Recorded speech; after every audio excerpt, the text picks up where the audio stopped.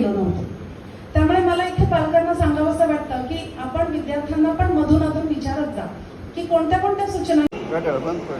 Seal टाकायला लागेल जाताना बघा हडपसर वरती, पण तुम्ही तिकडून नाही जाणार.